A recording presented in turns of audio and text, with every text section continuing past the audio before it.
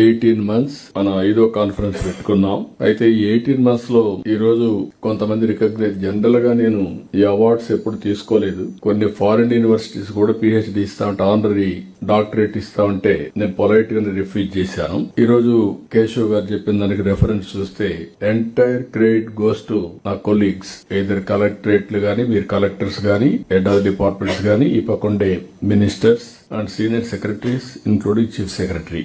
ఒకప్పుడు ease of doing business లో 14-19 first time second వచ్చాం. Gujarat was ahead of us.